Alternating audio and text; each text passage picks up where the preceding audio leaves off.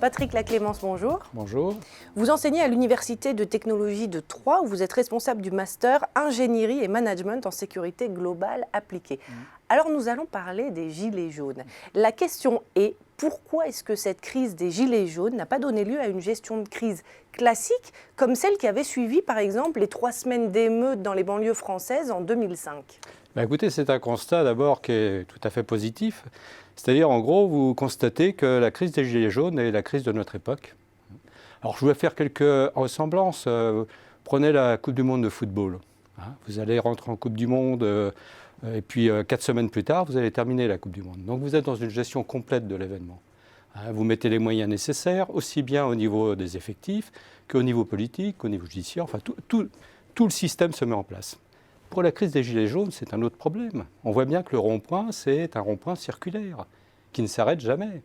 Et donc, on est dans cet espace, si vous voulez, du siècle. Tout doit continuer.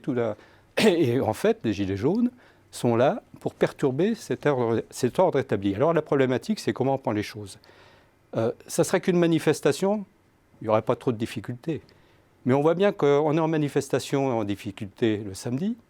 Et puis toute la semaine, on repart dans un quotidien où on reprend les choses. Et puis on revient le samedi en manifestation et on repart toute la semaine en quotidien.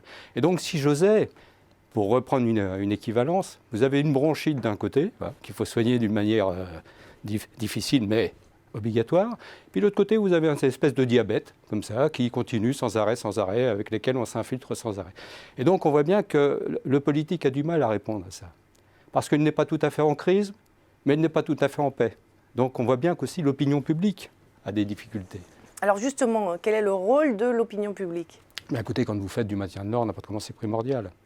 On ne peut pas faire de l'ordre public sans avoir l'opinion publique. Pourquoi ? Parce que l'opinion publique, c'est le politique. Et à l'allure où se font les sondages aujourd'hui, à peu près matin, midi et soir, vous avez un sondage sur l'opinion publique. Vous avez 2 espaces dans la manifestation. Vous avez un espace de légalité, ce que dit la loi, et un espace de légitimité. Comment l'opinion publique réagit par rapport à la manifestation. Et là, on se trouve dans un autre espace, et on doit le reconnaître, c'est l'espace historique dans lequel on se trouve avec la manifestation de rue en France. Finalement, est-ce qu'on peut dire que les mouvements populaires de rue font partie de l'histoire de France ? Oui, bien sûr, parce qu'en fait, on a le droit d'expression, puisqu'en fait, ici, je me trouve dans un système de droit d'expression. On l'a dans la Constitution, mais on ne vous donne pas la méthode. Donc on voit bien que la France a basé la méthode d'expression sur la plus difficile à gérer, qui est l'expression de rue. Si vous voulez, cette expression émotionnelle, pulsionnelle, intuitive, c'est assez difficile, mais où elle a mis autour de ce droit d'expression un certain nombre d'acteurs, tels que les CRS, les gendarmes mobiles, et puis aussi une parole politique à travers ce droit d'expression. Si vous allez dans les pays du Nord, vous serez sur le référendum. Si vous allez dans les pays de l'Est, notamment l'Allemagne, vous avez sur le syndicalisme. Et on voit bien que la France a conservé ce droit d'expression. Alors vous avez évidemment une normalisation de ce droit d'expression. Et on sent bien, si vous voulez, qu'actuellement, la normalisation n'est pas tout à fait suivie. On essaie de déborder. Bon, tout ça pour vous dire que dès l'instant où on met en place un droit, vous avez une norme, et que cette norme, évidemment, peut être débordée, puisque quand vous prenez le risque de prendre le droit d'expression à la rue, eh bien, on est dans une situation beaucoup plus explosive.